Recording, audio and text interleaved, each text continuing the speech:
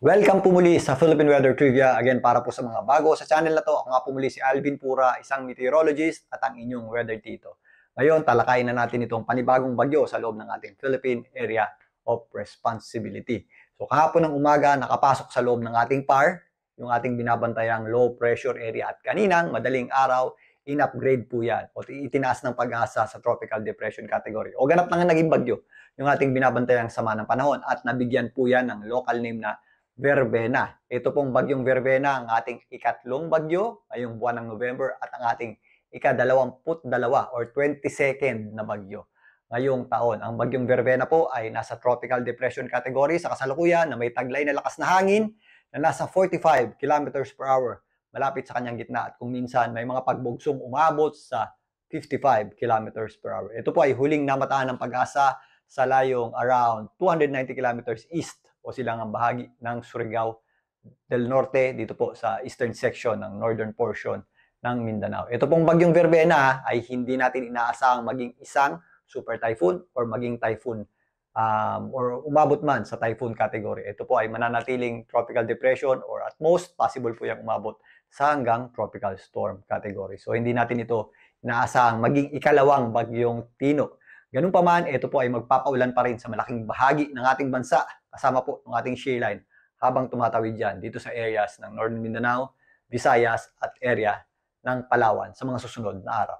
So narito ang pinakahuling track ng pag-asa para dito sa bagyong Verbena. Ito po ay kumikilos, pakanluran sa bilis na around 20 hanggang 30 kilometers per hour at inaasahan nga natin na yan po ay posibleng maglandfall maya-mayang hapon dito po sa areas ng Caraga, dyan po sa northern portion ng Mindanao, kasama po dyan ang area ng Surigao del Norte, maging dyan po sa area ng Siargao Islands at Dinagat Islands at possible pong tumawid dito po sa central portion ng Visayas na kung saan dating dinaanan din po yan ng Bagyong Tino, ang areas po ng Bohol at kasama na po dyan ng Cebu, papunta dito sa areas ng Western Visayas.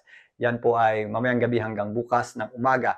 At bukas ng umaga hanggang hapon, yan po ay nandito na sa may area ng Sulusi, patungo naman dito sa area ng northern portion ng Palawan. If ever makarating na po yan dito sa may area ng West Philippine Sea, nakikitaan po natin yan ng paglakas sa darating po yan na Wednesday. Kasabay po ng pagtawid niyan, meron po tayong inaasahang mga pagulan na maaaring idulot po nitong bagyong Verbena sa malaking bahagi ng Mindanao, Visayas, kasama na po dyan ang area ng Palawan. So kumikilos din po yung ating mga pagulan kasabay ng pagkilos niyan. At meron din po yung enhancement ng ating northeast monsoon at meron din pong epekto yung shear line na kung saan nagpapaulan po dito po sa mga areas na malayo sa mismong bagyo. So again, sa ngayon yung ating hazards na mas priority or yung ating mas nakikitang hazards sa pagtawid nitong bagyong Verbena ay yung kanyang malalakas na pag-ulan.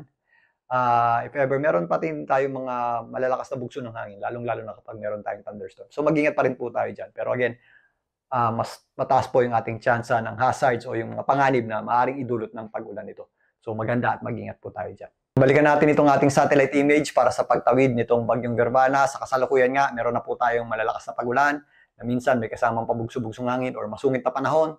Dito po sa mga areas ng Caraga, kasama po dyan ng Dinagat Islands at Surigao, maging dyan po sa area ng Siargao, kasama na rin po dyan ang northern portion ng Mindanao, malaking bahagi ng eastern Visayas, kasama na po dyan ang area ng Negros at ito pong area ng Central Visayas, maging dito sa area ng Cebu at area ng Bohol. So mag-ingat po tayo dyan sa mga possible flash floods and landslides. Samantalang yung trough o extension nitong ating binabantayang bagyo ay nakaka-apekto naman sa natitirang bahagi ng Mindanao, natitirang bahagi ng Visayas, up to western portion ng Visayas, dyan po sa Isla ng Panay, Masbate, kasama na po dyan ang area ng Palawan. Samantalang, ito pong mga areas na nasa itaas ng bagyong Verbena, dito po sa area ng Bicol Region, Calabarzon, including Metro Manila, Central Luzon, kasama po dyan ang Bulacan, Nueva Ecija, Nueva Vizcaya, Quirino, Aurora, at ito pong mga areas sa Isabela, Cagayan ay affected ng ating tinatawag na shear line.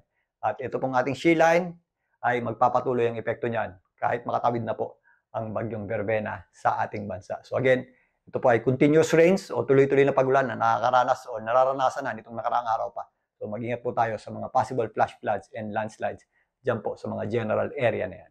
Ngayon, talakayin natin itong weather advisory ng Pag-asa na kung saan nagsasabi na possible po yung ating mga heavy at kung minsan intense rains dito po sa areas ng Samar, Eastern Samar, Biliran, Leyte, kasama po dyan ng Southern Leyte, kasama na rin po dyan ang Dinagat Islands, Surigao del Norte, including Siargao Islands, maging dito sa area ng Surigao del Sur. Samantalang mga moderate at kung minsan heavy rains ang ating aasahan dito po sa mga areas ng Cebu, Bohol, including ilang areas ng Panay, dyan po sa Capiz, maging dito sa area ng Guimaras, Negros Islands, kasama na rin po dyan ang Agusan del Norte, Agusan del Sur, maging dito po sa areas ng Bukidnon at Misamis Oriental. Meron din tayong mga possible moderate at kung minsan heavy rains sa areas ng Masbate, Sorsogon, Albay, including Catanduanes, Camarines Sur, Camarines Norte, malaking bahagi ng Quezon, Aurora, Isabela at Cagayan. Maging dyan sa areas ng extreme Northern Luzon, ang area ng Kababuyan, Calayan, Group of Islands, maging dyan po sa area ng Batanes. So, epekto po yan ng ating amihan o Northeast Monsoon. Again, may mga areas po dito na walang kulay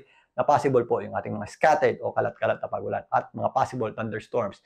And kung papansinin nyo, wala pa tayong yung tinatawag nating torrential o halos walang humpay na pagulan na nagpapakita o nagdudulot ng malawakang pagba.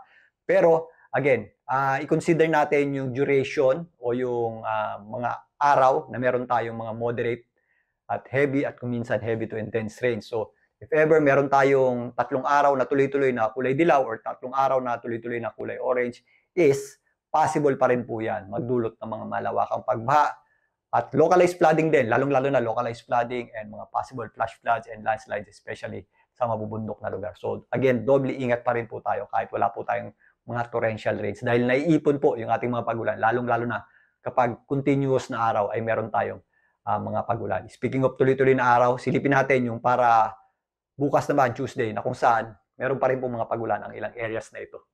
So gaya ng binabanggit ko kanina, malilipat yung ating concentration ng pagulan dito sa western section at central portion ng Visayas, maging dito sa area ng Palawan habang kumikilos, pakanluran yung ating bagyong Verbena. At again, gaya ng binanggit ko kanina, since meron na tayong mga pagulan itong nakarang araw pa at nagpapatuloy po sa mga susunod na araw, is naiipon po yung ating mga tubig. So tumataas yung ating probability at chance ng mga flash floods and landslides. So again, doble ingat pa rin po tayo dyan. Kahit wala po tayong nakataas na pulang weather advisory or yung ating up to torrential rains. At again, madadagdagan pa po yan habang kumikilos pakanluran. Itong ating bagyong si Verbena. At base nga dito, ito po ay sa darating na Tuesday, yung ating concentration ng mga heavy at kuminsan intense rains ay malilipat na dito sa areas ng Albay, Sorsogon, Masbate, kasama po dyan itong area ng Romblon, Oriental Mindoro, lalong-lalo na itong Isla ng Panay, ang areas po ng Aklan, Capiz, Marinduque, kasama po dyan ang areas ng Guimaras, maging dito po sa areas ng Negros Occidental. Ang Cebu po, yan, meron din tayong heavy to intense rains, kasama po dyan ang Leyte. Samantalang, itong areas ng Negros Oriental, ang Bohol, Southern Leyte, Eastern Visayas, meron pa rin tayong mga possible moderate at kuminsan intense rains. Kasama po dyan ang areas ng Occidental Mindoro at Palawan. Pero ito pong mga areas dyan, since papunta dyan yung ating bagyo, mas madadagdagan po yung ating mga pagulan dyan. Ito, consistent naman yung ating mga pagulan sa Bicol Region, Quezon, Aurora, including Quirino, Isabela, Cagayan, Kalinga, Apayao, maging dyan sa extreme Northern Luzon. Dahil doon sa epekto ng ating shear line. At bukas ng Tuesday, possible din po yung ating mga pagulan dito sa Metro Manila, Bulacan, at some parts ng Central Luzon. So mag-ingat po tayo sa mga possible effects niyan, especially sa mga low-lying areas, na maaaring magdulot po ng mga pagbaha sa mga pababang kalsada dito po sa Metro Manila at magdudulot din po yan ng mga posibleng traffic. So ito rin yung ating binabanggit kanina na if ever nandito na sa may West Philippine Sea ang bagyong Verbena, meron pa rin po tayong mga pagulan na kung saan ito po yung indirect effect ng pagtawid nito o yung ating tinatawag ng shear line at amihan na nakaka-apekto naman dito sa eastern section ng Northern Luzon. Kung mapapansin nyo, by this time, Wednesday, nandito na po ang bagyong Verbena sa may West Philippine Sea. Yung kanyang trap ay sasabit dito sa areas ng Palawan, kasama po dyan ang Occidental Mindoro. Pero again, kung papansinin nyo to, meron tayong mga heavy at kung minsan intense rain sa areas ng Cagayan, Isabela at Aurora, maging dyan sa extreme Northern Luzon. Dahil po doon sa epekto ng ating shear line o yung ating sinihilang hangin itong bagyong Verbena. Maging dyan po sa mga kabundukan ng Cordillera, Apayao, Kalinga, Mountain Province, Ifugao, Nueva Vizcaya, Quirino, Nueva Ecija, Bulacan, and Metro Manila, kasama po dyan ang malaking bahagi ng Calabarzon. Again, ito po ay indirect effect itong bagyong Verbena. So, opposite po yan kung panahon ng habagat, if ever nandito sa itaas na bahagi ng ating bansa, yung ating bagyo, nagpapaulan po yan dito sa ibabang bahagi ng ating bansa. Dahil galing sa ibaba yung ating hangin. Ngayon, since nandito sa ibabang bahagi natin yung ating bagyo at active yung ating amihan, nandito naman sa itaas na bahagi yung ating concentration. So, pwede nating i-relate yan sa ganun. na kung saan may dumadaang bagyo sa ibabang bahagi nating bansa, yung ating mga pag-ulan ay napupunta dito sa itaas or concentrated dito sa itaas na bahagi ng ating bansa. So again, doble ingat po tayo dyan dahil tuloy-tuloy po yung ating mga pag-ulan dyan itong nakarang araw pa at magpapatuloy pa sa mga susunod ng araw hanggang sa darating na Wednesday. Mas malakas pa po or mas marami pa sa darating na Wednesday. Again, mag-ingat po tayo sa mga possible effects ng pagtawid ng Bagyong Berbana dito po sa ating bansa. Lalong-lalo na po sa mga pag-ulan na yan. Maging sa epekto ng ating tinatawag na shear line. Kung saan yan po ay makaka-apekto sa mga areas na malayo sa mismong gitna nitong Bagyong Berbana. Balikan natin yan mamaya. Muli ito po ang inyong Weather Tito mula sa Philippine Weather Trivia. Magandang umaga po.